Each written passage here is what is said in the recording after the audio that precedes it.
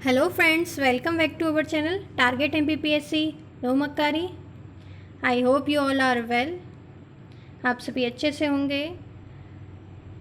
आप सभी जानते हैं कि मेंस प्रिपरेशन के पर्पज़ से ये चैनल स्टार्ट किया गया था। प्रीवियस ईयर के क्वेश्चंस हम सॉल्व कर रहे हैं।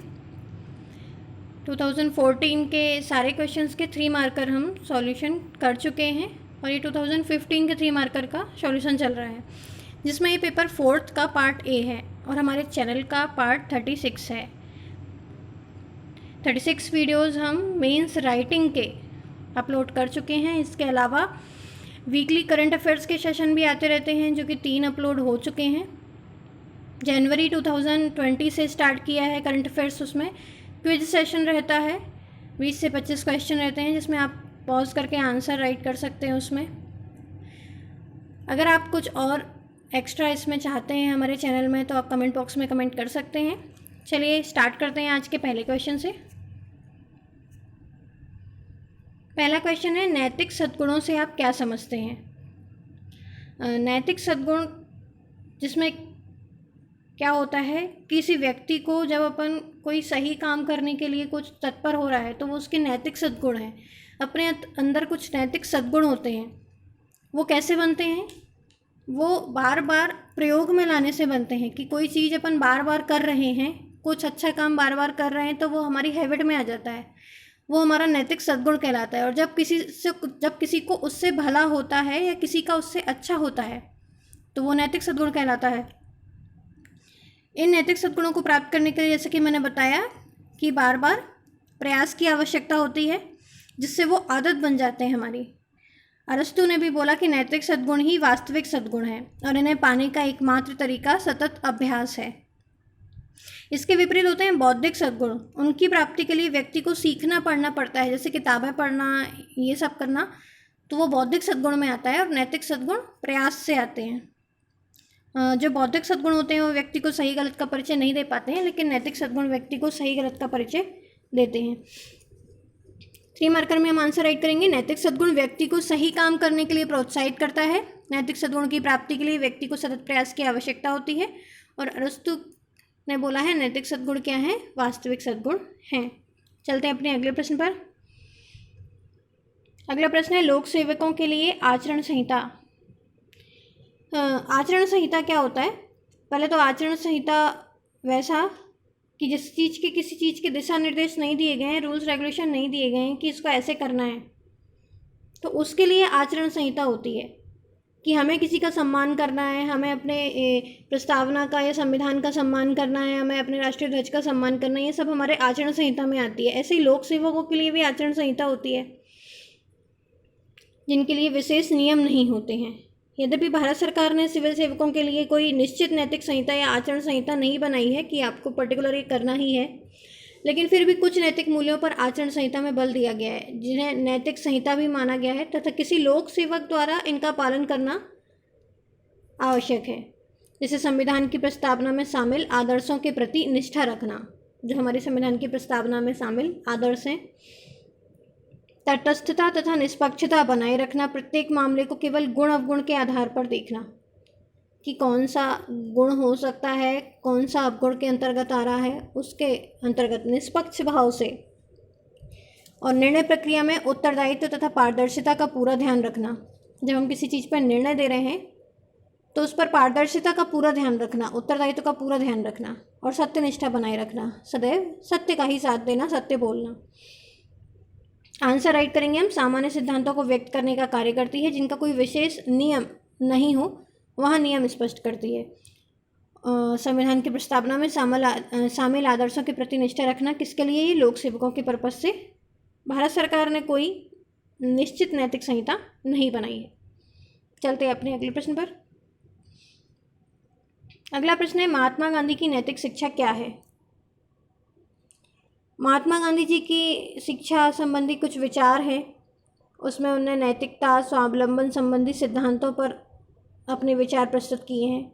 और हरिजन पत्रिका और वर्धा शिक्षा योजना में उनके विचार देखने को भी मिलते हैं। जो हरिजन पत्रिका थी महात्मा गांधी जी की और वर्धा शिक्षा योजना, उसमें उनके ये विचार देखने को मिलते हैं। उनके कुछ प्रमुख विचार ऐसे हैं, जैसे गांधी जी बोलते थे कि शिक्षा के स्थान पर आचरण आधारित शिक्षा होनी चाहिए।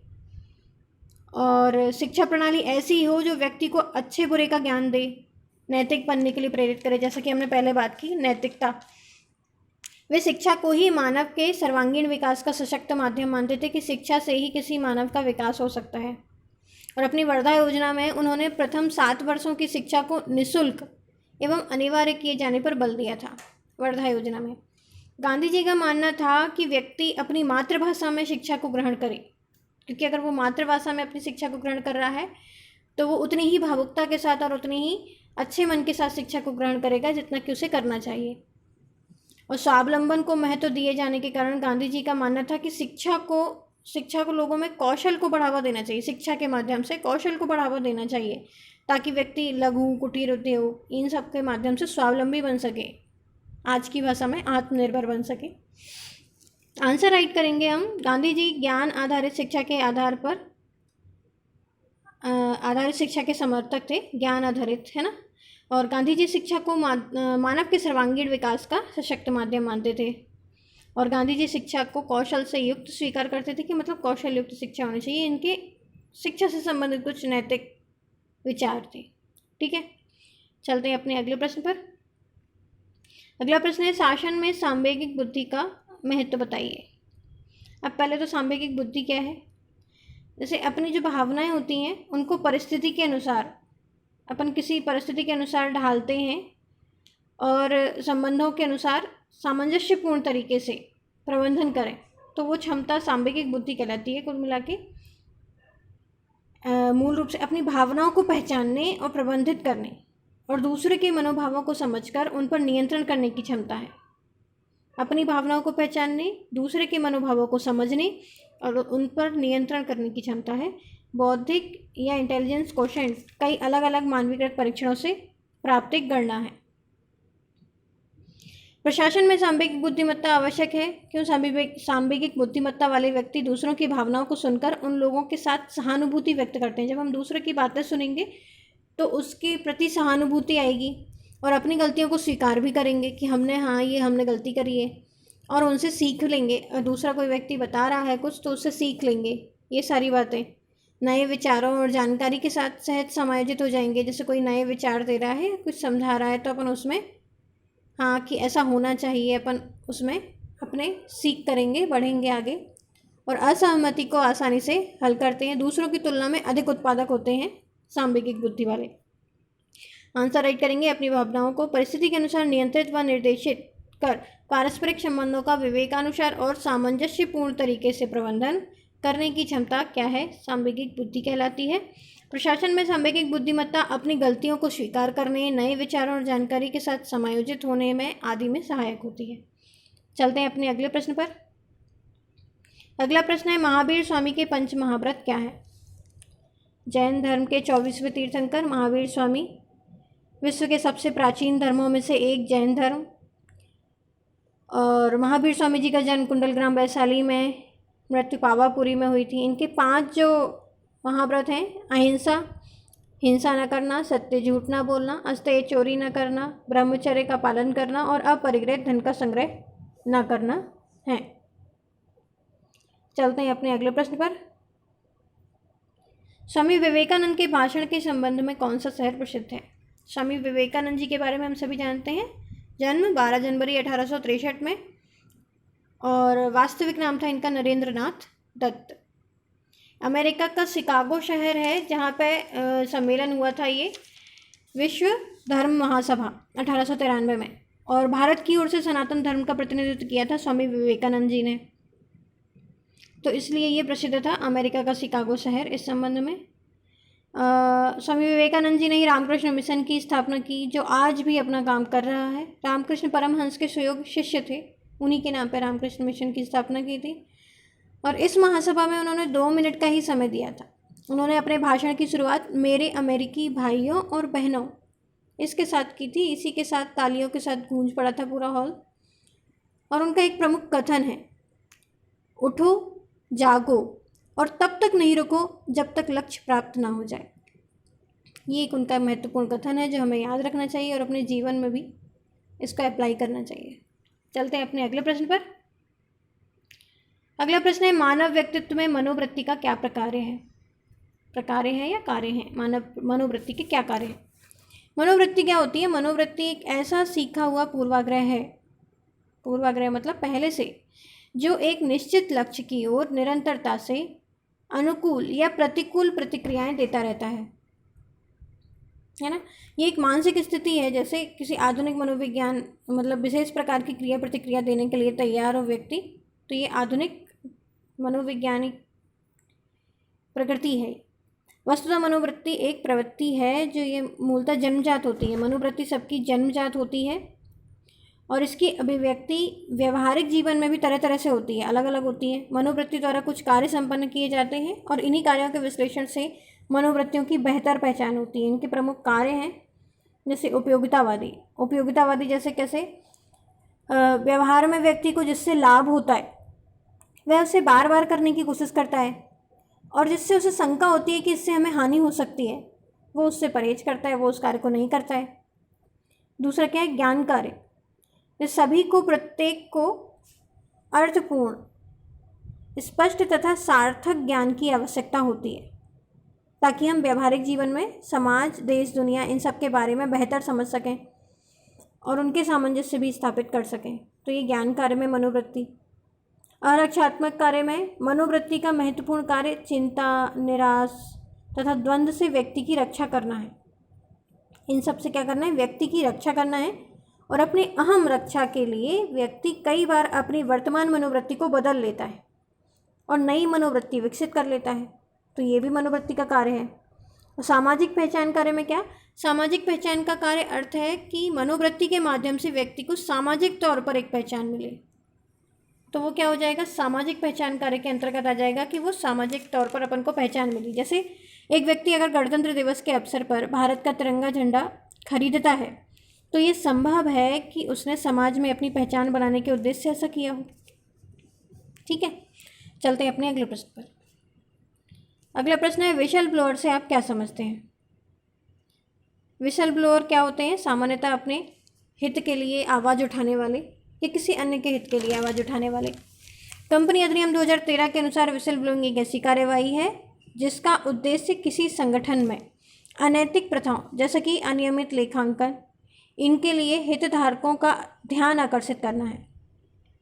केंद्रीय कानून के तहत यह लोक सेवकों के विरुद्ध कथित भ्रष्टाचार या शक्ति या स्वाभिवेक के दुरुपयोग से संबंधित शिकायतों को प्राप्त करने का तंत्र है। ये एक क्या है? लोक सेवकों के विरुद्ध कथित भ्रष्टाचार अगर वो कर रहा है, शक्ति का प्रयोग कर रहा है, स्वाभिवेक के दुरुपयोग कर रहा है, तो उनके प्रति शिकायतों को प्राप्त करने का तंत्र क्या है? We shall blower.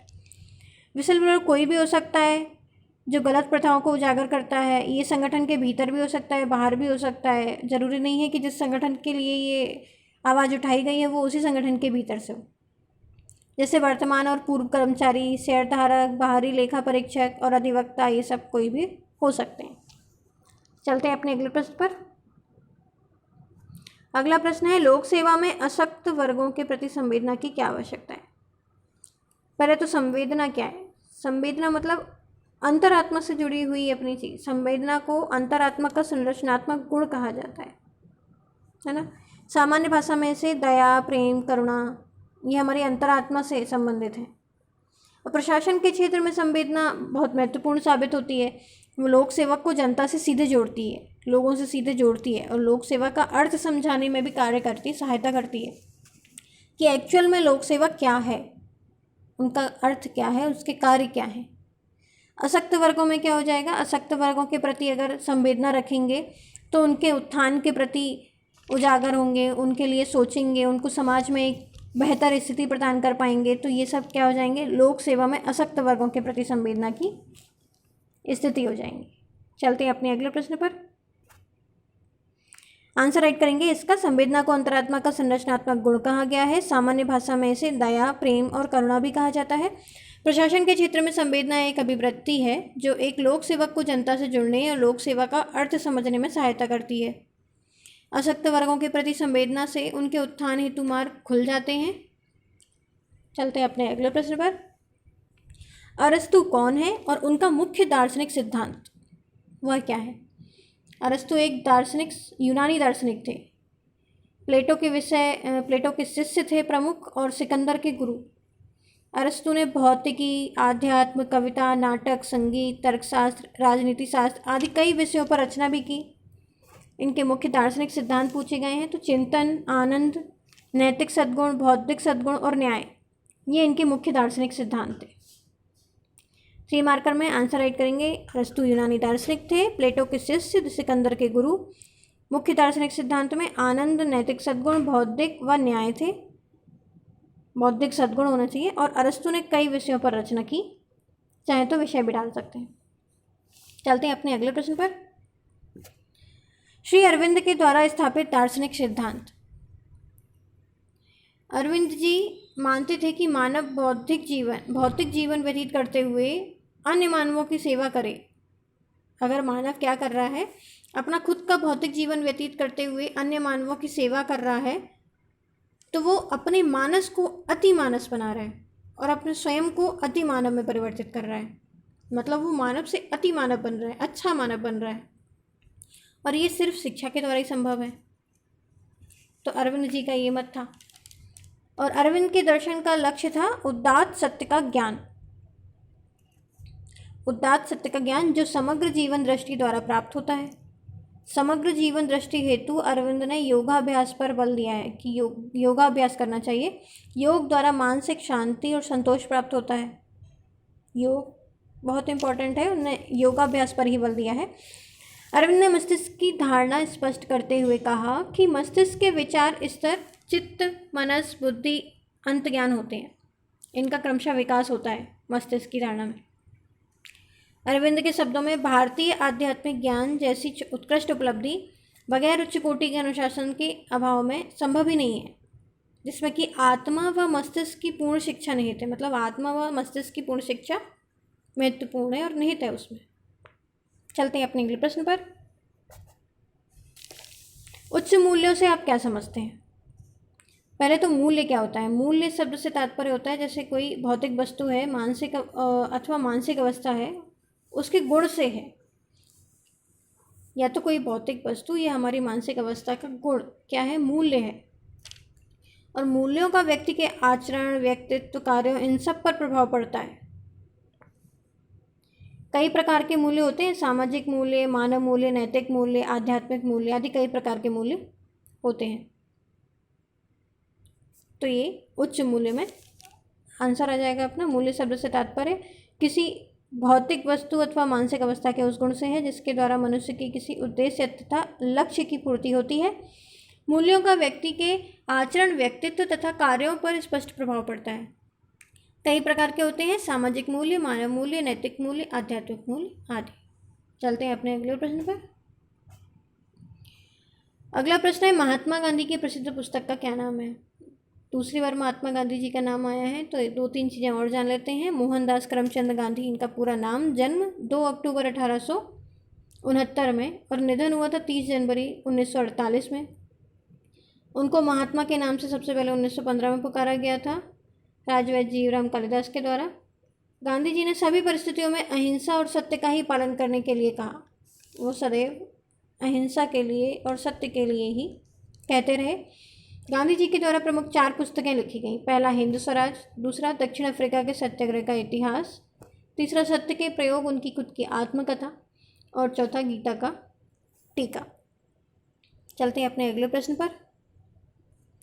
अंतर्राष्ट्रीय पारदर्शिता, ट्रांसपेरेंसी इंटरनेशनल अंतर्राष्ट्रीय गैर सरकारी संस्था है जो भ्रष्टाचार के निवारण के लिए कार्य करती है। हर वर्ष एक रिपोर्ट आती है भ्रष्टाचार की स्थिति का मूल्यांकन करने के लिए। इसमें 180 देशों की सूची होती है और इसका अंतर्राष्ट्रीय मुख्यालय जर्मनी की राजधानी बर्लिन में है। भारत का 2019 में 78वें स्थान पर थी। कितने देशों में? 180 देशों की सूची में। तो ये थे आज के हमारे कुछ प्रश्न। होमवर्क के क्वेश्चन देख लेते हैं। पहला है राजा राममोहन राय और दूसरा है प्लेटो के सिद्धांत। प्लेटो के सिद्धांत के बारे में आंसर राइट करना है। 3 मार्कर में आपको कमेंट बॉक्स में कमेंट करना है। ये वीडियो आपको कैसा लगा प्लीज़ कमेंट बॉक्स में कमेंट करें। अच्छा लगा हो तो लाइक करें, अपने फ्रेंड्स में शेयर करें और सब्सक्राइब करना ना भूलें। Thanks for watching.